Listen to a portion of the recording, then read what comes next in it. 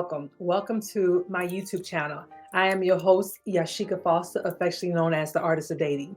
If this is your first time being here, make sure to like and subscribe and share this video with your friends or recommend my channel to them, The Art of Dating.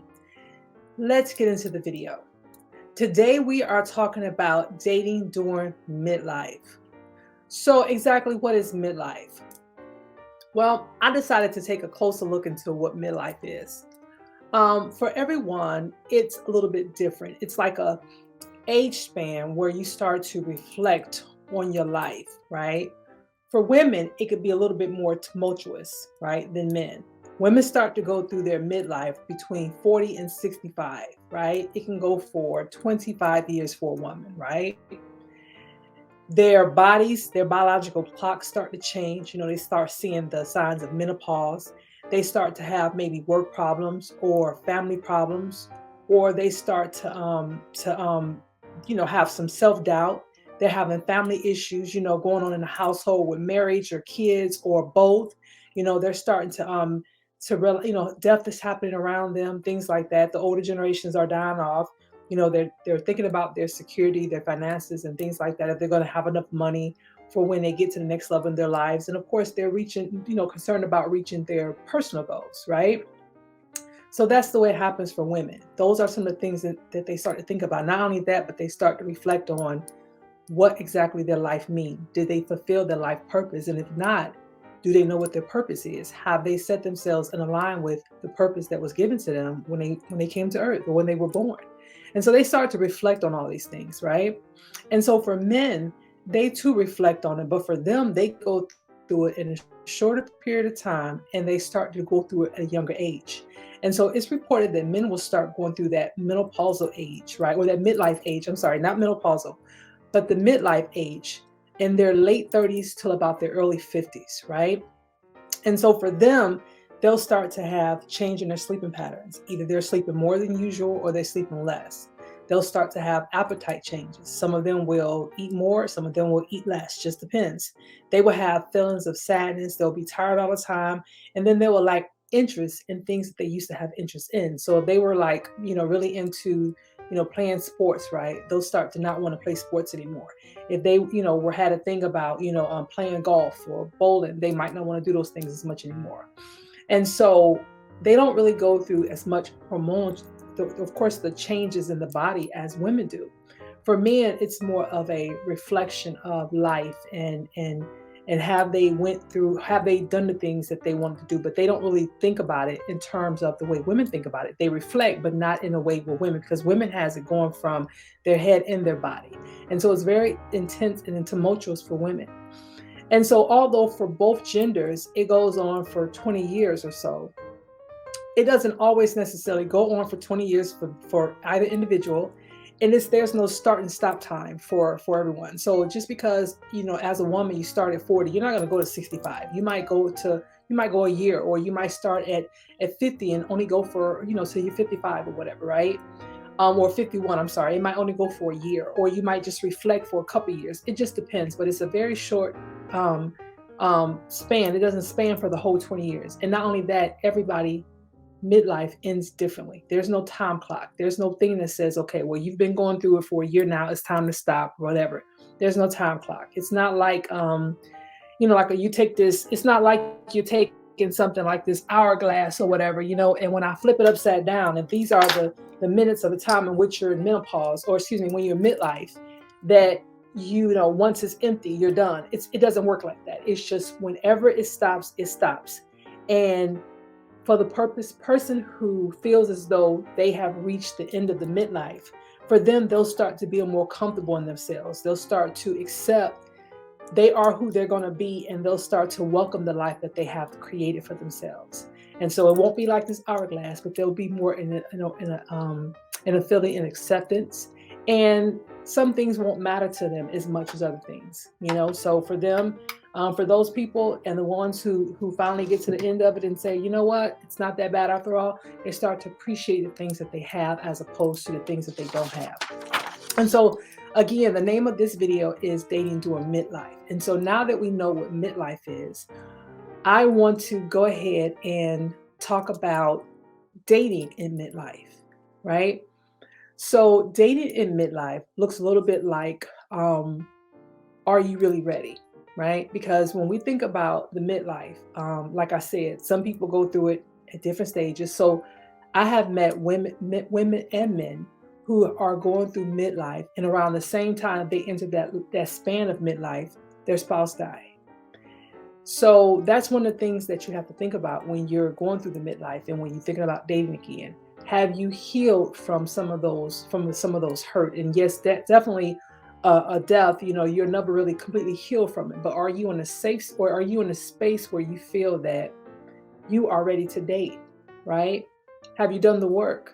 And you have to ask yourself, are you still bitter? Are you still upset or about what happened in a previous relationship? And that's if you were in a relationship with someone and they broke up, or even if something else happened, whether you were married, divorced, or they were, or they passed away. Are you still bitter to the point where it brings so much anger and coldness to you that you can't get beyond it and be able to love somebody else and let someone in? So you have to ask yourself those questions. And if the answer is yes, that you are, then it's not time for you to date.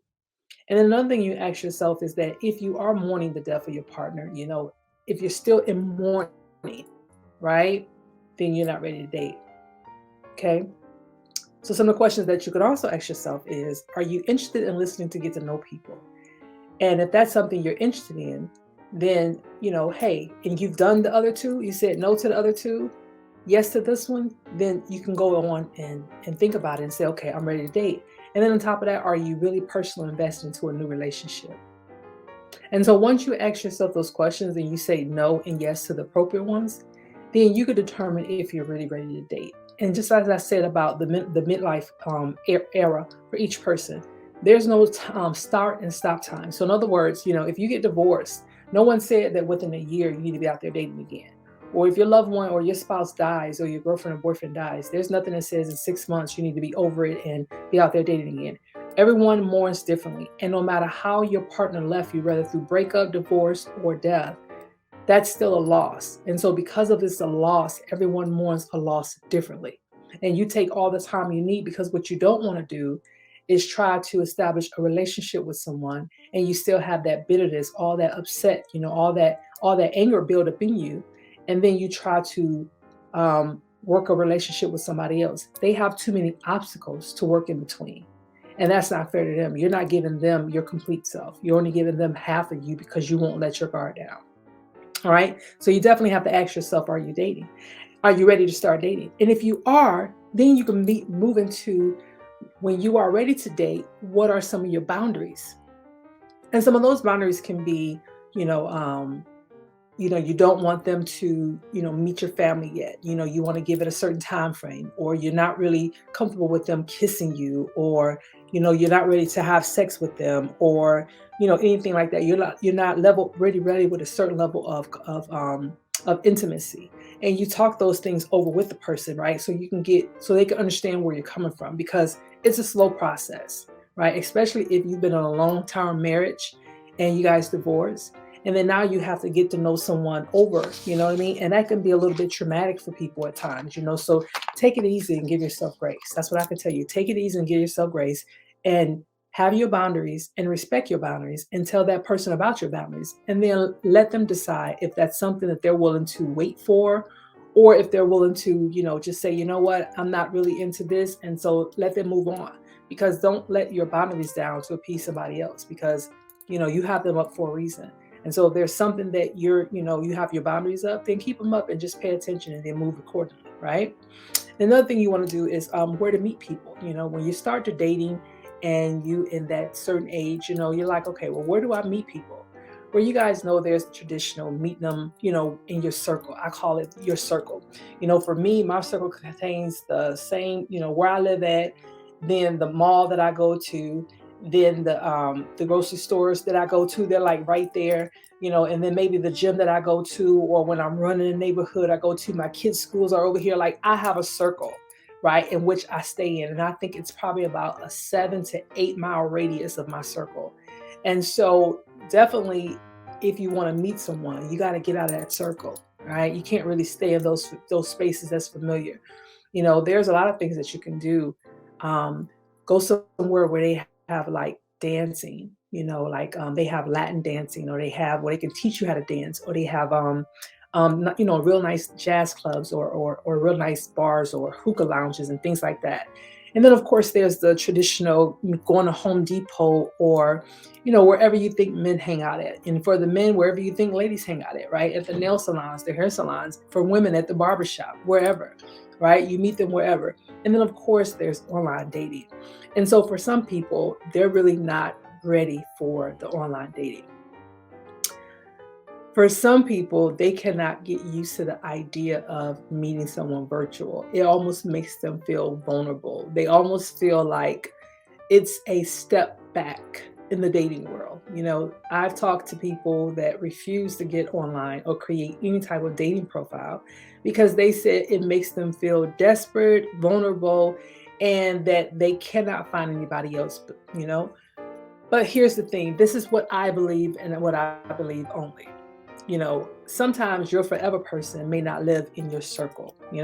They may not even live a little bit outside of your circle. They may live in another state, right? They may live in another country, you know, and that's just the way it is sometimes. You may have to put yourself in positions to meet your forever person that if you weren't there, or if you weren't on social or on apps or whatever, you would have never met that person. If you're living in Texas and you meet someone, Texas is a big state, right? So if you're somewhere like southern Texas and you meet someone that's northern Texas, you're still in Texas, but it's a really big state. So you would have met them had you not been online, because it's such a big state. What's the odds of you going up there and meeting that person? But because you're online and you said, I want to meet people in Texas, you're still in Texas. So if you guys should get married or whatever, you don't have that far to move because you're still in Texas, right? You just have to still, work it out. You can take flights from city to city within the state, and it's really inexpensive, but just work it out. But that's one of the places you can meet online, or, at stores, at nice little, hangout spots, and then they have meetup, like people meet up, and dating meetup, and single meetup, and things like that. Things around your community. Like they're everywhere. Like people are everywhere, and there are a lot of single people out here, ladies and gentlemen. And if women are watching this, trust me, there are a lot of single men out here. We have to really consider what we're looking for, and when we're asking for that, do not imagine them looking a certain way, or being a certain way, or having this or having that. Just be careful what you ask for, because when it shows up, it may look different when it shows up. It may not be everything you want, right? But it may be what you need. And so don't be afraid to put yourself out there. Yeah, don't be afraid to put yourself out there. So that's where you meet them. And then of course the first date. When you go on a first date with someone, of course we have first date jitters like we're teenagers, right? You don't really know what to say, you don't really know what to talk about. Listen, I'm going to post up in here a video about things to say, or a meme that I had about things to say on the first date, right? You can say anything on the first date, and I'm a firm believer of that. Anything you can say on the first. I'm going to drop. Matter of fact, I'm going to drop it down in a comment. A little booklet that I did talks about questions to ask, whether on the phone on the first date or in person. Like when you're talking to someone, ask them anything. I just believe it. Don't make it sound like a job interview, but you can literally ask them anything on the first date. Ask them anything. And the first date could be virtual. It could be a virtual date. It don't have to be in person, especially with the pandemic still going on, right? I've had someone to order dinner for me, and I went and picked it up, and we had dinner virtually, right? I mean, it can happen. It's just what you make of it, right? They live in a totally different state, but they wanted me to have an intimate setting. So I got dressed, put on my makeup, and I had dinner. I went and picked up my dinner. I came back and I ate it in front of my computer with them on the live stream. And that's just how simple it was. And so it was very nice. It was as romantic as can be, but it was the fact that we were sitting there eating, and he had on a suit, at least from what I can see, he had on a suit. And so it was a nice gesture. It was nice, very, very nice of him to do that. And so that was officially our first date. So that was it. So that's some ideas about the dates. And then of course, Some other face-to-face dates, you can meet them and make sure you meet in a public place. You don't want to meet them somewhere in a secluded area, and make sure you dress for the occasion, right? And as far as the jitters are concerned, listen, just breathe. If you need to take a shot when you get there or something, do that. Do whatever you have to do, but it's just like anything else. Remember the first day of school when you were a kid, right? You remember that nervousness, the first day of school, you had on your new clothes, you're ready to meet your new classmates, you didn't know who was going to be in your classroom. The same thing. You're going to always have first date jitters. They're not going to go away. They're going to always be there. No matter how many times you're going to date, you're going to always have first date jitters because you're thinking, is this person the one? Please, oh, please, oh, please let this person be the one, right? And that's okay. That's okay. All right. So that's enough about the first dates, right? And then, of course, if you are dating during midlife, do not forget that when it comes to sex, STIs are still out there. And as of lately, when it comes to the midlife, the ages of the people who are midlife, the numbers are rising. They have risen. They have almost doubled because for whatever reason we get to this age and we think that people are being protecting themselves, but they're not. They're going from person to person just like they did when they were in their 20s, and they're not using protection. So if you are considering engaging, make sure you use protection. And if you feel like you're in a place in the relationship where protection is no longer needed or you don't want to use protection, then both make appointments to go to the doctor and see each other's results, have the doctor reveal each other's results to you so that way you know.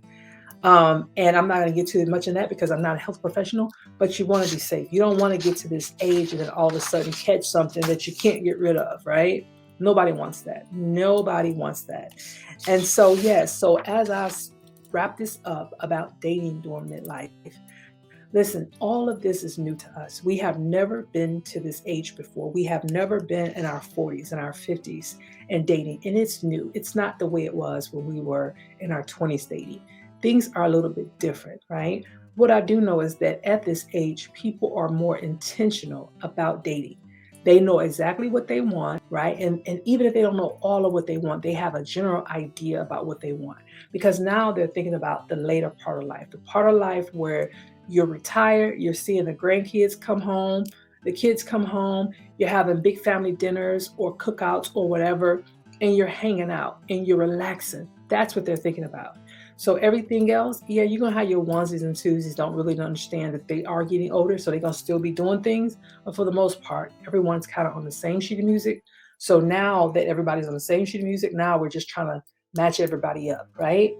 And so that's where I come in. So thank you so much for watching this video. I'm Yashika Foster, affectionately known as the Artist of Dating, and I empower successful women over the age of 40 to date with intentions through self-discovery to find the love of their lives and by being able to balance it all. And I will catch you guys in the next video. Thank you so much for joining me. Bye.